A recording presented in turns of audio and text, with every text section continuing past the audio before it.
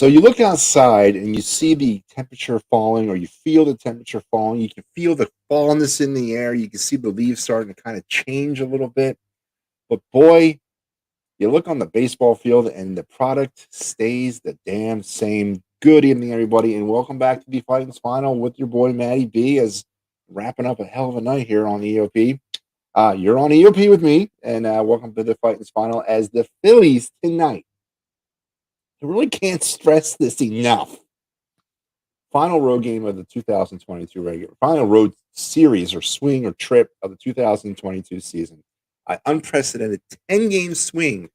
It's going to take them through Chicago, Washington, D.C., and then Houston to wrap things up, battling their butts off for a playoff spot. And they come out tonight against the hapless Chicago Cubs and a team now that they've lost 4 straight against, dating back to the All-Star break, and lay another egg, 2-1. 2-1. 2-1 against a team that's going nowhere, and you're fighting for a playoff spot, and that's the best performance you could have offensively. And folks, you might be wondering why I'm not like freaking out, because this is what this offense has been all season. So it's almost like I'm kind of like immune. I don't know what immune is the word I want to use, but I'm used to it. Another futile offensive performance by the Philadelphia Phillies as they lay an egg in Chicago against the Cubs and a team that going nowhere. And you know, it's just it's depressing. It's depressing on a lot of different levels, because what we got tonight from Zach Wheeler on his second start since returning from the DL or IL or whatever they call it now, IR, whatever it is. We almost had a Zach Wheeler of old. I mean, he had you made one mistake in this entire game. That was the home run. But when your offense can't back you up with anything but a run, and that they didn't get into the 7th inning after you're gone, come on, man. What is the offensive issues with this team? What is the offensive consistency issues with this team in 2022? And how come the sage Rob Thompson hasn't been able to unlock the secret?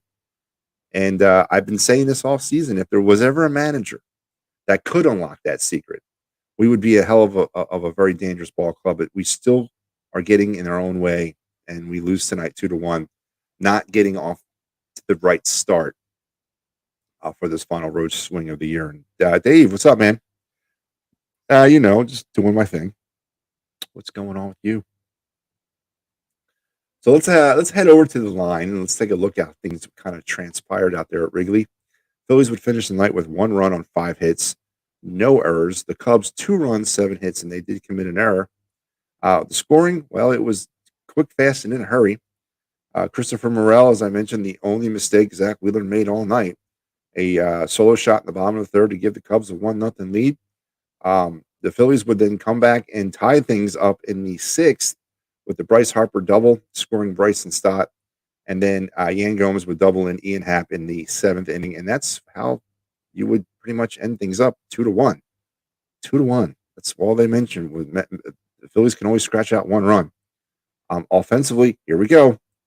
Kyle Schwarber 0 for 3. He did have a walk and a strikeout. Rhys Hoskins 0 for 4. Bryce Harper had himself a decent night, 2 for 4 with an RBI.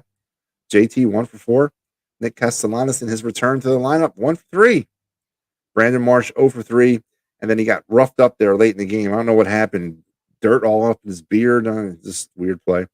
Gene Segura 0 for 3 and Bryson Stott 1 for 2. A tune of 5 hits for the Phillies today. 5 lousy hits. Yeah, and I'm going to have to give, I guess, my offensive player of the game honors. I know it's kind of hard for me to do that to a team that scored 1 run and scratched out 5 hits, but I'm going to give it to Bryce, as he seems to be battling his way, hopefully, out of that slump, because if we are going to move on in October, we're definitely going to need him. On the Cubs side, Zach McKinstry 0 for 3, Esteban Quezonez 1 for 4, Contreras 1 for 3, Ian Happ 2 for 3 with a run. Yan Gomes 2 for 3 with that RBI, and then Christopher Morel obviously was a homer, was 1 for 3 with a run and an RBI and a home run. Zach Wheeler, he went 6 pretty strong innings. Very, very good sign to see him pitch that way tonight. Gave up 5 hits, a run. It was earned. He did walk 1 and struck out 5.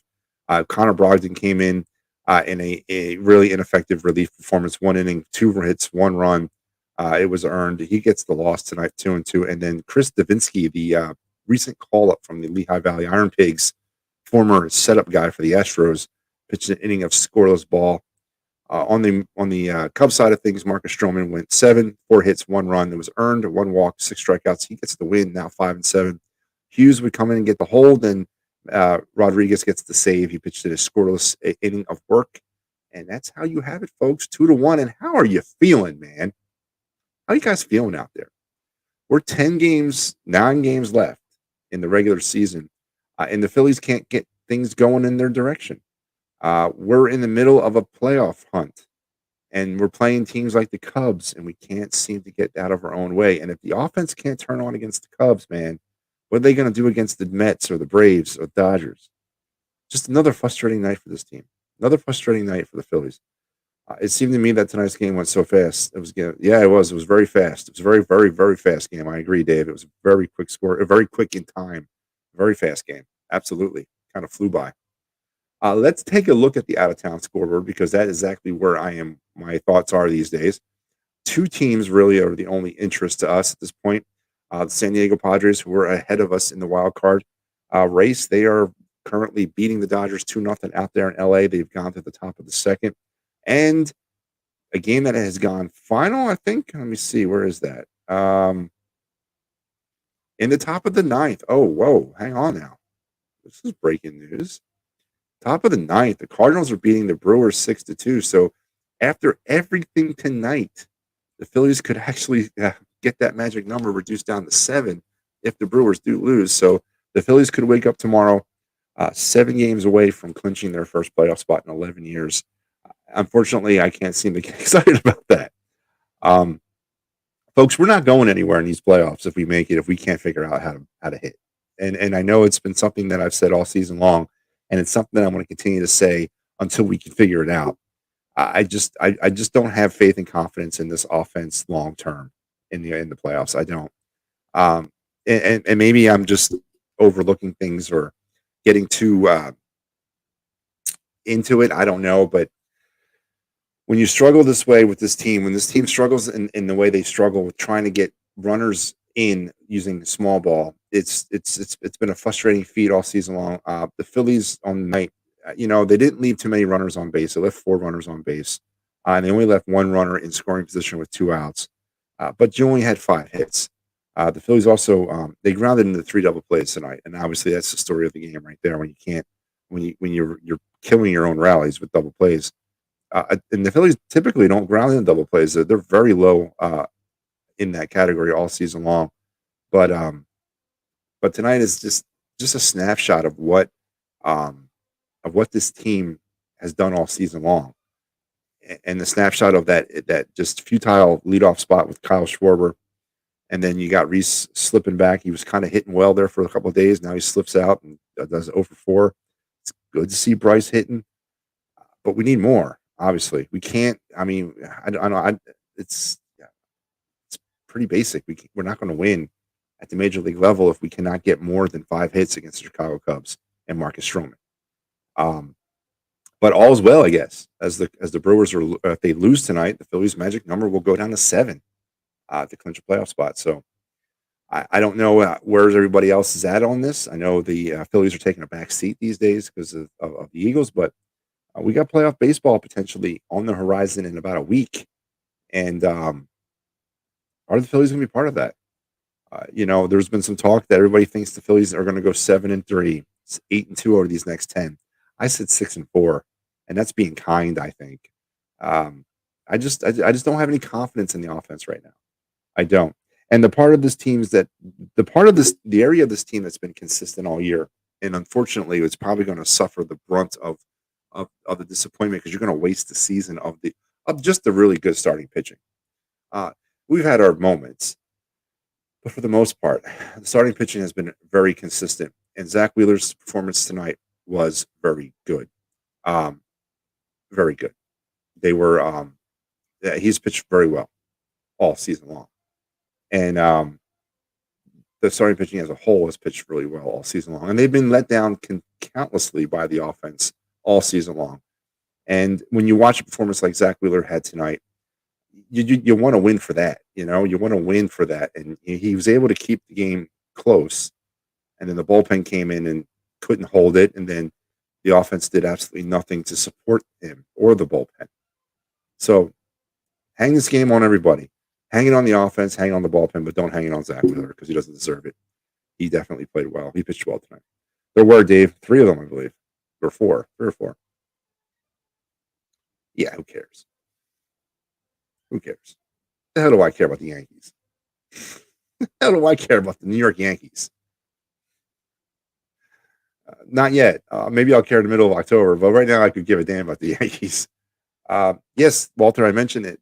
After all this bad news and frustrating baseball tonight, the Phillies could still find themselves with that magic number reduced down to 7, and that's baseball, I guess, for you. The Phillies did have an opportunity, or they were able to kind of push themselves to a point now to where this is straight up theirs to lose. I mean, and that's what's going to be epically very disappointing if they do, because they played themselves in that position. They had a great summer, an awesome summer, and they put themselves in a position that they're kind of, I don't know, reaping the benefits of that right now because they're not playing good baseball, and they haven't played good baseball in about a month now. Ever since I date back to that Pittsburgh game in August 29th, they haven't played well since then. They've been very 500 or just about sub 500 since that game, and we're coming up on a month now. But still, they find themselves in a position to lose the playoff spot. They're not fighting for one. They have it. Now they're just trying to hang on to it. So how epically bad would that be with all this still happening in our favor that we cannot get into the playoffs? It'd be bad. Yep. 6-2 Cardinals on top of the ninth. If they hang on, and the Phillies magic number will get reduced down to 7, and we'll be able to sleep better tonight, I guess, or wake up feeling better about the Phillies' chances, as tomorrow will be a new day. Game 2 against the Cubs. Phillies will try to break that 4-game losing streak against the Chicago Cubs. They will send Aaron Nola and his 10-12, 3.2 ERA up on the hill, and he'll be opposed by Hayden Wieneski, who is 2-1 with a 2.45 ERA. First pitch is 7:40 out there in Wrigley. If you're in the Wrigley Field area, because I know Philly Sports Trips is, head out there and check out that game because it's going to be fun. It's always fun, especially now that we're dwindling. Baseball is dwindling in 2022. And in about a week now, most of the teams in Major League Baseball will be done, and that's sad. It's very sad. It's been a great year. It's been a great. I can't believe it's been 6 months already. I honestly can't believe that this is game 152 for the Phillies or something like that. I can't believe it. It's been a fast season, but let's hope we have more baseball to play for. But tonight, a snapshot, folks, of what this offense has been all season. Futile, frustrating, just can't get on, just can't get that big hit, just can't move that runner over just at one time, and really struggling without the use of the home run. Something that needs to be fixed. And I think Al said it the best last week when he was on those 2 nights. We're not going to fix it this year. This is the offense. This is the team. Up or down, good or bad, live or die. This is the team, and we gotta do what we can with it. So hopefully, when we move forward into the offseason, whatever happens, we can get this offense kind of ironed out, because it's been very frustrating to watch them play. It's been very frustrating. The Brewers got the Cardinals, Marlins, and Diamondbacks. Yeah. After they get through the Cardinals, not a very hard road to toe for the Brewers. Don't overlook the Diamondbacks, though. They're a good baseball team. They just had a bad stretch of some games there, I think, in June. Kind of played themselves out of it. But they're not a bad baseball team. Neither are the Marlins. So I still think the Phillies have a better schedule down the stretch than the Brewers do. I mean, they got 2 left with the Cubs, and they got 4 with the Nationals, and they got 3 against the team in the Astros that may or may not be playing for anything at that point. So I'm not really necessarily overly concerned about that. Again, it's the Phillies to lose, and there's no one the Phillies can blame but themselves. So, they don't even got a scoreboard watch. They just got to handle their own business, and that's the bottom line with the Phillies. Yep, and that's correct, Dave, as we're getting live look-in score updates from this game. Phillies magic number could be reduced down to 7, even though the Phillies lost tonight. So, folks, let's go pay some bills here on the EOP network, which I just did not more than 10 minutes ago, but here's the schedule. Yesterday, you had the Sully Squad and Party on Broad. Tonight was the Kelly Green Hour, Birds of the Round Table.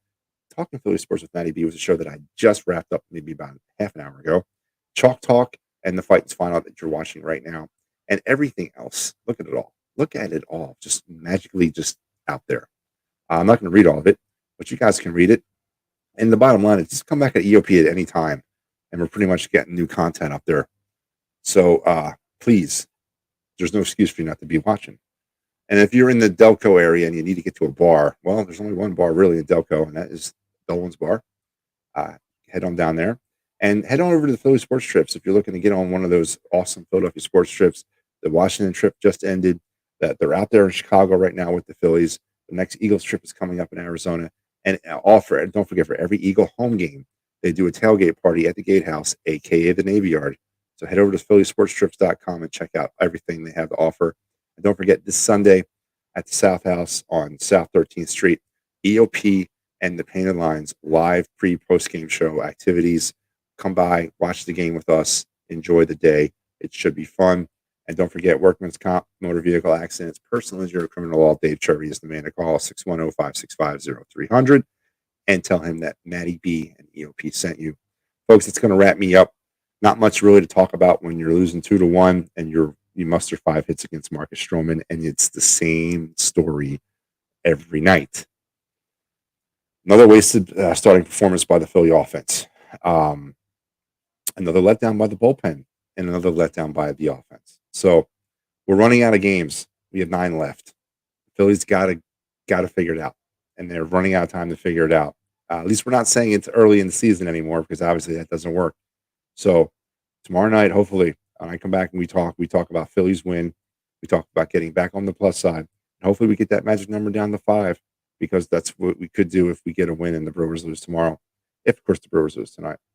But until we talk again tomorrow night, you guys take care. I'll see you.